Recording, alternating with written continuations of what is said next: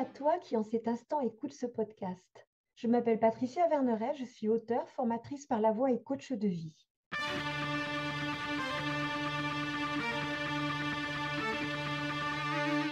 Merci aux participants qui ont bien voulu partager leurs expériences de vie transformatrices et riches d'enseignements pour qui sait écouter et voir au-delà des apparences.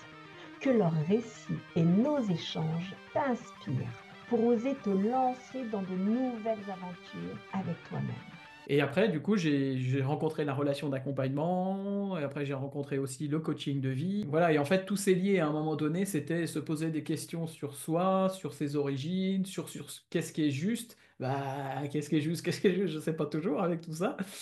Voilà, je dirais qu'aujourd'hui, entre l'argile et le massage, en tout cas pour moi, ça passera par le toucher et par la peau, mais par une qualité de toucher et par une contenance. C'est comme ça que j'ai trouvé mon propre équilibre et qui me permet d'aller dans le monde. C'est pour ça que je ressens plus de l'ergonomie aujourd'hui, parce que j'ai 45 ans, mais il m'aura fallu 45 ans pour être et naître. Mais il aura fallu que je passe par tout ça pour commencer le balbutiement. Je sens qu'à l'intérieur de moi, je sens que j'ai comme fait un saut de conscience, que ma conscience a fait un saut vers autre chose et où je me sens enfin plus libéré, plus détendu, c'est plus calme, c'est plus juste. J'ai compris pourquoi j'avais les souffrances, les douleurs, toutes ces émotions, tous ces stress et tous ces trucs. C'est ma vie, c'est mon histoire, mais j'arrive maintenant à vivre avec de façon plus tranquille, quoi. Quand tu es arrivé en Inde, parce que tu as dit, là, je suis allée me faire former là-bas, en fait. Donc, tu es À arrivé la là-bas. première fois, ouais. Ouais, alors comment le contact, la rencontre avec ton pays d'origine, on va dire ça comme ça, et puis même ce que tu as fait sur place, l'Ayurveda, enfin toutes les choses, les massages, etc. Comment tu l'as vécu tout ça? Comment ça s'est passé? Ben, ça s'est très bien passé. C'est vrai que c'était vraiment chouette de pouvoir avoir déjà un lien avec un docteur là-bas que j'avais vu en France et que j'ai retrouvé là-bas. Donc c'était un peu comme un guide, je dirais, là-bas, parce que lui, il connaissait la langue, il connaissait bah, tout. Hein. Donc du coup, même si je suis pas resté longtemps, mais ça s'est bien passé. Je pense qu'il a bien compris que pour moi c'était compliqué avec la langue et puis apprendre l'hindi, c'est pas facile quoi. Donc c'est pas comme l'anglais quoi. Ça s'est bien passé à ce niveau-là. Les rencontres quand même avec les Indiens, j'ai eu plein de belles rencontres. Ça m'a fait du bien aussi de discuter aussi avec des artistes indiens. Et puis des Indiens comme ça dans la rue, là, des jeunes qui traînent comme ça, là, comme en Afrique, là, des godobés, là. Des jeunes aussi comme ça, c'était sympa.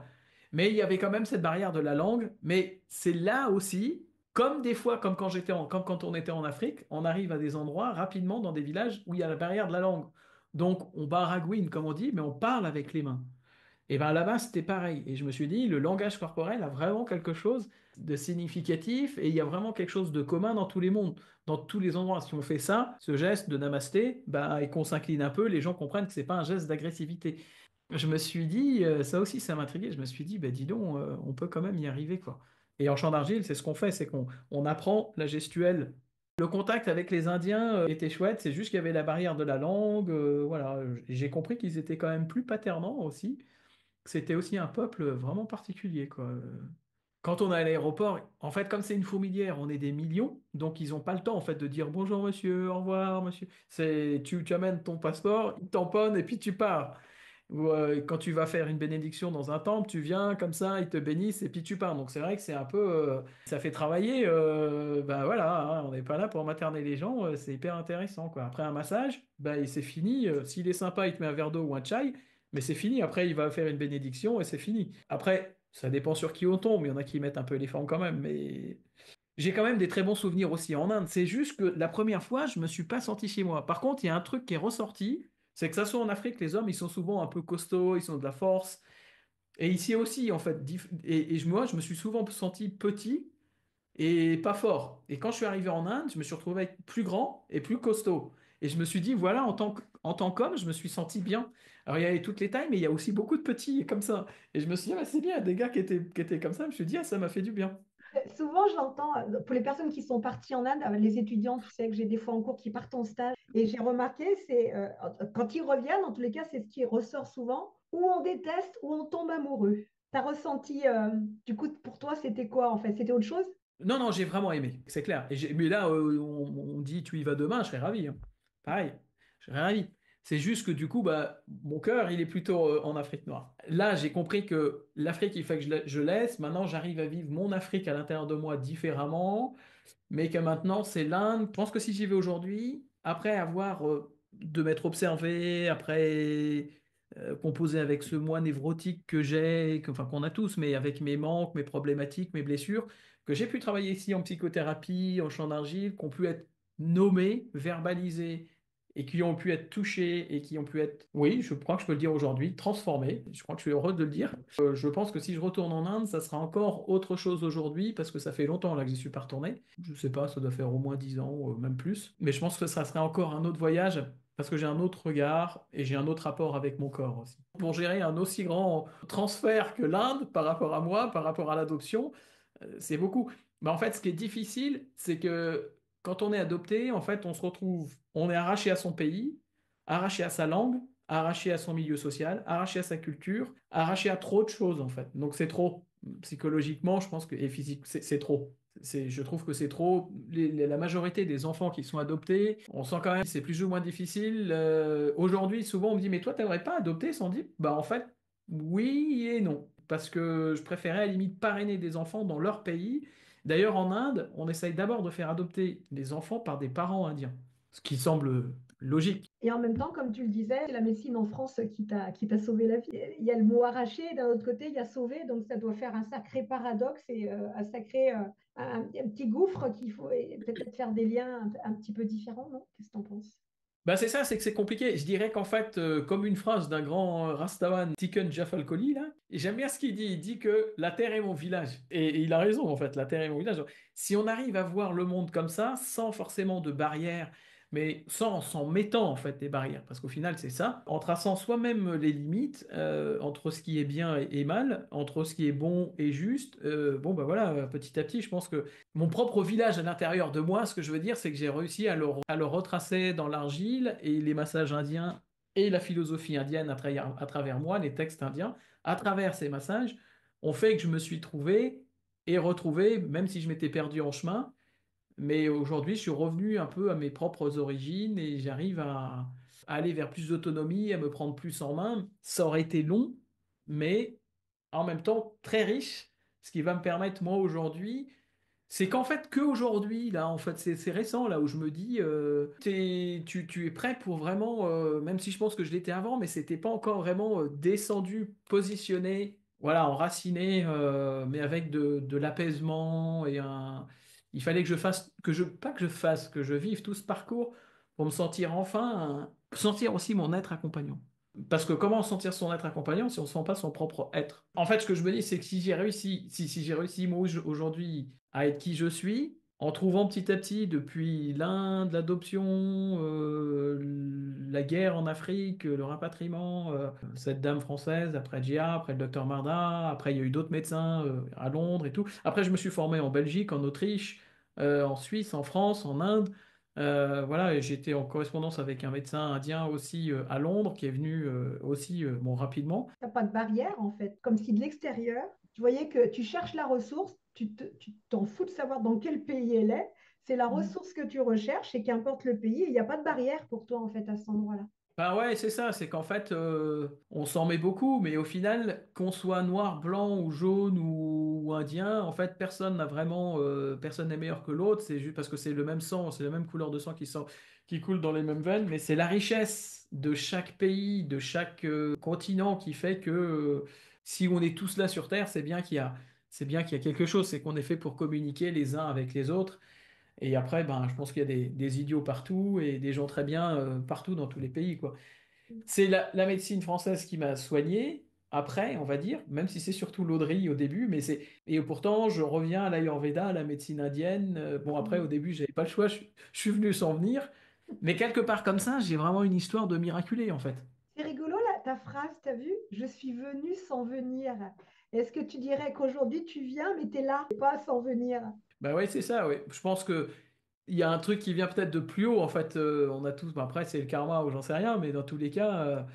Mon histoire, elle est comme ça. Donc, je pense que mon âme avait dû décider que bah, il fallait que je passe par tous ces différents endroits pour atterrir, enfin atterrir. Et c'est ça qui est chouette, c'est que dans le champ d'argile, je peux créer ma propre terre d'accueil. Et du coup, je peux m'enraciner, je peux trouver mon propre contenant. Les personnes qui écouteront le podcast ne peuvent pas le voir. Quand tu as dit être dans ma propre terre, tu as montré ton cœur. Ah oui? Et oui, tu as fait le geste de ma propre terre et c'était à l'endroit du cœur. C'est à l'intérieur, quoi. Tu vois, du coup, la terre, elle est à l'intérieur, entre guillemets. Mais voilà, quand tu as dit j'ai trouvé ma propre terre, elle est, voilà, avec le champ d'argile, eh ben, tu as montré le cœur. D'ailleurs, parce que tu sais, tout à l'heure, tu as dit que tu te sens, c'est l'Afrique et pourtant tu vis en France. Qu'est-ce qui fait que du coup, tu n'es pas allé vivre en Afrique et que tu vis en France, en Bretagne, hein, je crois, aujourd'hui, hein. Qu'est-ce qui fait que... Oui, aujourd'hui, je suis breton. Aujourd'hui, je suis breton en pays celte. Donc, tu vois, encore un autre truc après. Mais ouais, il y a quelque chose quand même, hein. Il y a quelque chose à découvrir, un dé-couvrir. Ah oui, très bien ça. Ah Oui, très oui. bon. Et d'ailleurs, un des plus grands démons dans l'hindouisme, il fait quelque chose de très simple. Tu parles de découvrir. Oui, Il pose juste une tuile sur ta tête, et ouais. ici, Mm. pour que tu n'aies pas la connaissance, que tu restes ignorant. Donc, il y a une tuile, il pose juste comme ça. Comme C'est quoi, dingue, hein? oui. Puis de toute façon, on dit plus on enlève des croyances et plus on est libéré, en fait. Tout est là, mais simplement on enlève les couches du moi surpuissant, de toutes les croyances limitantes, en fait, hein, parce que les croyances, on en a besoin, mais les croyances qui empêchent ta propre évolution. Mais oui, c'est rigolo. Alors du coup, qu'est-ce qui fait que tu es en Bretagne et non pas en Afrique? Je me suis quand même, j'ai quand même rencontré Gladys, je me suis Hmm. fiancé, je me suis marié, ce qui déjà pour moi est énorme. Et ensuite, ça veut dire refaire confiance à quelqu'un, se rattacher, enfin voilà, avec toutes les histoires d'abandon, de rejet, Ouais. enfin tous ces trucs. Donc voilà, et donc ça fait 12 ans et tout un tas de mouvements aussi dedans. Mais aujourd'hui, nous allons très bien, on a des projets, voilà, on va bientôt être propriétaire. Et que je voudrais continuer, moi aussi, parce que je suis formateur en massage indien aujourd'hui, et puis je voudrais proposer la relation d'accompagnement pour étayer ben, les massages. Ce qui est drôle, c'est que je me suis souvent dit que je serais ou moine, ou psychologue, ou prêtre, et en fait, c'est l'accompagnement qui est venu me chercher. Donc, c'est drôle. Je monte mon centre de formation et petit à petit, bon, d'abord, je me sauve, je m'occupe de moi, je prends soin de moi, de moi, de ma femme, de mon couple, on prend soin de nous. Et parallèlement, on aimerait aussi parrainer, bah, aider des enfants là, dans une association en Inde, avec lequel déjà Ajit, mon prof de yoga, travaille. Bah, il est mort, mais il n'y a plus que sa femme, et voilà, c'est une façon de continuer. Je voudrais m'occuper de ça en Afrique et en Inde. Je voudrais retourner aussi en Inde, bah, continuer les formations et pourquoi pas proposer des stages en Inde parce que j'ai des demandes de former des gens, partir peut-être pendant un mois ou deux en Inde et proposer à des gens de venir se former et ce qui me permettrait moi aussi peut-être de 2 fois par an, enfin de 1 fois par an, quand il fait pas très beau comme ça, ben, d'aller en Inde, continuer d'aller me nouer, me renouer, me lier, me relier à l'Inde, à mes origines, pour petit à petit continuer d'entretenir ouais, je sais pas pourquoi c'est ce qui vient, mais cette alliance avec moi, quelque chose comme ça, en tout cas, me nourrir d'où je viens, puisqu'au final, je travaille avec le champ d'argile, qui est une thérapie qui ramène aux origines de l'homme, avec qui mettaient leurs mains, les empreintes de mains trempées dans le charbon qu'ils mettaient dans les cavernes. Et que je pense que moi, j'ai vraiment besoin d'aller mettre mes mains dans mes cavernes, dans la caverne en Inde. Je pense que ça finirait la gestalt, ça ferait une gestalt optimale, une boucle totale. Donc oui, j'ai quand même envie d'aller en Afrique, mais j'ai quand même aussi beaucoup envie d'aller en Inde parce que pour moi, c'est important. Et puis Gladys aussi aime beaucoup l'Inde. Donc j'ai des projets avec des massages de bien-être humaniste, mais j'ai des projets aussi humanitaires à mon niveau, qui sont déjà là depuis un moment. Donc je me dis, le chemin derrière les chemins, main dans la main. Tu sais, des fois, alors je pose pas cette question à tout le monde, évidemment. Mais Ouais, vas-y. voilà, et sans forcément parler de croyances ou je sais pas quoi, c'est vraiment l'idée, imaginons, après ça dépend des croyances, mais c'est juste pour l'imaginaire et pour faire un pas de côté encore et voir un peu les choses différemment. Avant de naître, tu as prévu tout ça, tu vois, tout ton parcours. Tu as Ah prévu. oui, Du coup, si tu as prévu parce que tu voulais comprendre et vivre et ressentir quelque chose ou l'apprendre. Parce que c'est toi qui as dit tout à l'heure, mon âme, elle voulait apprendre quelque chose ou vivre quelque chose. À ton avis, c'était quoi? ben, je pense que c'est pour comprendre les différents. C'est pas facile de répondre à cette question. Oui, je Je vais sais. essayer de faire vraiment ce qui vient comme ça. C'est vraiment les interactions de l'homme avec la nature, les interactions de l'homme avec la femme avec l'homme, les différentes religions, les différents courants spirituels, les façons de se peindre, de se colorer, les façons de danser, les façons de se vivre dans son corps, très riche, avec des différents mouvements. Voilà, l'Afrique noire, c'est vraiment un truc, quoi. C'est dans le C'est sol, génial. oui, c'est près dans le sol. Hein, Ah bah, ah bah oui. pour t'enraciner, là, vraiment, Mais il y a d'autres techniques aussi, enfin, en Inde, mais c'est vrai que c'est un. Je pense que c'est pour. Pas facile ta question, parce que je pense qu'il y a beaucoup de choses, et en même temps, ce que ça m'a montré, c'est que la richesse de l'homme dans toutes ces différentes. Bah, justement, je pense, relationnellement, avec les tribus et les ethnies en Inde, avec les castes en Inde, avec la politique dans ces pays-là, ou la politique aussi en France. Ou pareil, en France aussi, on a des traditions. Si on dit qu'on est auvergnat, bon, on est auvergnat. Si on dit qu'on est breton, oh là là, attention. Donc, c'est intéressant de voir qu'en fait, il n'y a pas de vérité. Chacun a sa vérité dans l'instant. Après, il y a peut-être une grande vérité. Mais en fait, je pense que c'est ça. C'est que tout le monde a ses propres vérités à l'intérieur de soi. Et après, dans la tribu, il y en a. Qu'il y a quand même des codes. Que pareil, du coup, qu'il y a quand même un cadre. Il y a quand même des rituels. J'ai vu beaucoup de rituels en Inde et beaucoup de rituels en Afrique noire. Très prononcés et très codifiés. Avec des chefs aussi, avec des chefs africains dans des chefferies où on communiquait d'un village à un village avec des tam-tams immenses. C'est l'ancêtre du SMS et des pigeons voyageurs, je ne sais pas, mais dans tous les cas, j'ai quand même assisté à des trucs de dingue, en fait, quand j'y repense, là, c'est en parlant avec toi. Mais je pense que c'était vraiment pour montrer que nous sommes tous différents, tous complémentaires, tous égaux, et qu'il n'y a pas une vérité. C'est pas parce que tu es indien que tu as la vérité. Tu peux être français et avoir une vérité, tu peux être congolais ou camerounais et être idiot, et être belge et être idiot. Et, enfin, il faut casser les frontières et il ne faut pas hésiter à sortir des chemins, de Les prendre sentiers battus. des Les sentiers, sentiers battus, ouais. sortir des sentiers battus pour aller trouver ce qui va avec nous et d'expérimenter. Bah tiens, je vais en Afrique noire, bah ici c'est comme ça. Enfin, et encore l'Afrique noire, hein. Tu dis pas un Zaïrois, tu vois, moi je suis encore. Bon, c'est la République démocratique du Congo. Tu peux pas dire qu'un Sénégalais est comme un Camerounais et comme un. C'est comme ici. Il ne faut pas se comparer à un Belge et un Belge, voilà, bah, là-bas un Camerounais et un Centrafricain, c'est très différent. Je pense que c'était vraiment pour expérimenter tous ces différents mouvements, toute cette richesse. C'est immense en fait. Si on pouvait enlever mon disque dur de ma tête, de mes yeux en fait, de mes yeux et de mon cœur, mais ça serait génial. Si je pouvais revoir tout ça, on pourrait revoir ça ensemble, mais c'est tellement immense que j'ai vécu des choses que je pense, enfin forcément, on revivra pas, mais avec une Afrique qui a trop changé. Qui a changé en tous les cas. Hmm. Oui, tout à l'heure, tu as prononcé le mot alliance. Parce que tu vois, tu parlais des différences et on a tous des vérités différentes, ok, mais à un moment donné, comment on se comprend?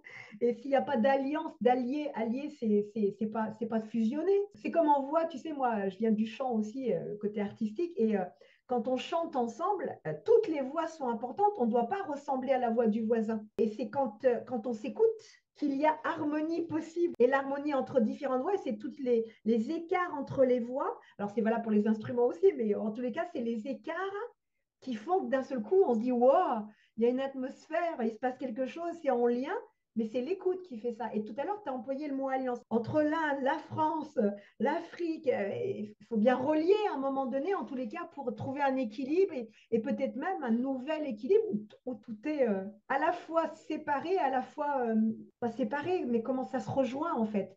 Faire la Hmm. jonction en quelque sorte. Je ne sais pas comment l'exprimer, comme des passerelles, comme des ponts, j'en sais rien, qui fait que ça respecte tout, mais il y a discussion possible, la communication, il y a lien possible, parce que tu l'as prouvé en tous les cas.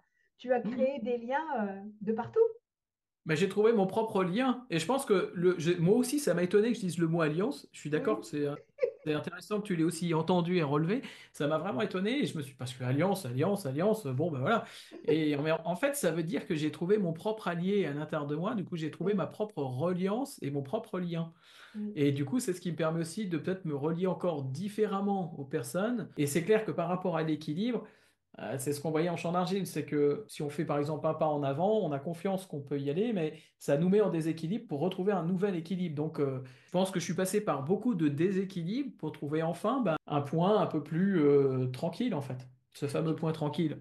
Tu sais, il y avait un funambule, alors c'est une histoire que j'ai entendue, hein, un funambule qui posait la question à tout le monde, parce que c'est sur les fils entre deux montagnes, par exemple, tu vois, le truc de fou. Et il demandait aux personnes, à votre avis, comment je fais pour rester en équilibre? Et les gens disaient, vous regardez droit devant, vous êtes centré dans votre ventre. Enfin, il y avait tout un tas de... Et ils disaient, non, je gère mes déséquilibres. Les déséquilibres n'étaient pas en dehors de l'équilibre. Et comme tu le disais tout à l'heure, on fait un pas en avant, on se déséquilibre et on se rééquilibre et on se déséquilibre. Mais en même temps, si on ne se déséquilibre pas, on n'avance pas.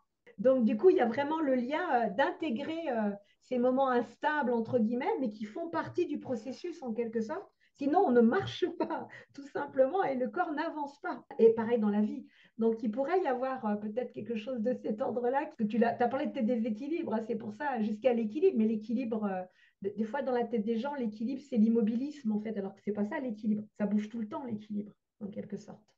L'équilibre et mouvement. Oui, le mouvement est équilibre et l'équilibre est mouvement. C'est Mm. clair que je pense que c'est vraiment ça. C'est vraiment ça, et ça met du temps de trouver son propre point tranquille, son propre homéostasie, son propre cadre, son propre, comme on dit en Inde, son propre. Enfin, il y a un massage qui s'appelle le pranaritam, mais trouver son propre rythme intérieur. C'est au-delà d'une vérité, c'est son propre rythme, dire, ben voilà, mon rythme cellulaire, ma pulsation, quoi, c'est ça en fait.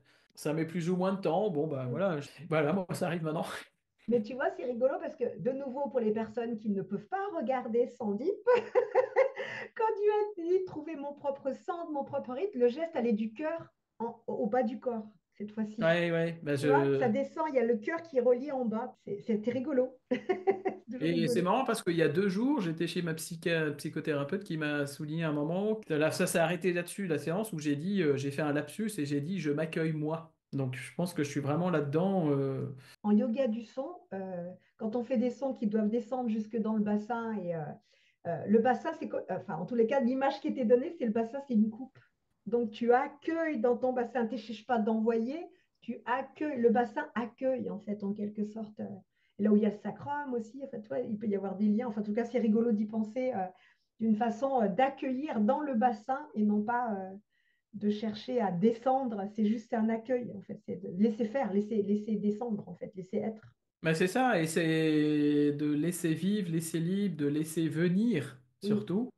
De laisser venir ce qui peut venir, et de travailler avec le potentiel de la possibilité du moment présent, le potentiel de situation. Ouais, c'est ça, et c'est vrai que cette histoire déjà de sentir sa propre matière dans sa propre assiette, dans sa propre coupe, ben voilà, ça met plus ou moins de temps, mais c'est important. Je pense, oui, bien sûr que je vais faire des erreurs, je vais continuer, j'ai besoin de supervision et de trucs comme ça, mais comment accueillir un autre être humain si on n'arrive pas à s'accueillir soi-même?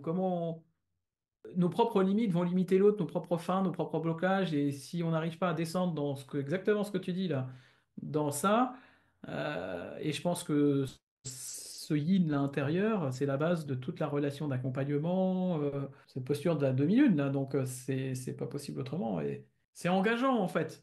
Donc, je pense que c'est clair que je vois que quand on s'embrouille en Inde, quand les gens ont des problèmes les uns avec les autres, c'est différent qu'en Afrique, qu'ici. Ce qui m'intéressait déjà à la base, sans le savoir, mais j'ai toujours aimé observer les gens.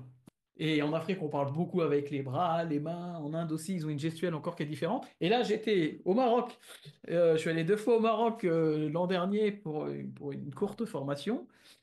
C'était court, mais pareil, les Marocains, c'est différent encore. C'est la bizef et tout, machin, ils sont différents, quoi. Et du coup, c'était drôle parce que c'était l'Afrique. Ça m'a ému de descendre, de retourner en Afrique, mais c'est pas du tout l'Afrique que je connais. Il y a des oui, similitudes sur certaines choses, oui. mais le peu que j'ai vu, très peu, parce que je suis passé. Mais c'était drôle de se dire, tiens, ici, c'est encore différent. Donc on voit que la différence nous enrichit. Donc c'est d'être unis avec toutes ces différences. C'est ça qui est important. Mais souvent, je dis unifier, ça ne veut pas dire fusionner. Enfin, ouais, fusionner, il y a quelqu'un qui n'existe plus, en fait, à un moment donné. Comme les couleurs, enfin, quand on peint, si tu as deux couleurs différentes, elles disparaissent pas, elles font la troisième couleur. Il y a une, un et la troisième. Tu sais, des fois, moi, avec la voix, je dis aux personnes, un plus un égale 3. Oui. C'est pas un plus un égale 2. Du coup, alors quand on multiplie, c'est encore plus vaste, quoi. Quand je fais des exercices d'écoute, écoute la personne à ta droite, à ta gauche, écoute-toi, toi, puis écoute la voix du groupe. Mais on me dit, alors à chaque fois, on me dit, mais comment je fais pour écouter? Mais on a la capacité intérieure de filtrer et de décider de. On peut tout entendre à la fois dans le détail et à la fois dans l'unisson. Comment ça chante à l'unisson, entre guillemets, quoi. Pour écouter la suite de cette aventure, rendez-vous la semaine prochaine. Ce podcast se termine. J'espère qu'il t'aura mis en mouvement pour te rapprocher un peu plus de ton être profond. N'oublie pas, toi seul sais ce qui est juste pour toi-même. Merci pour ton écoute.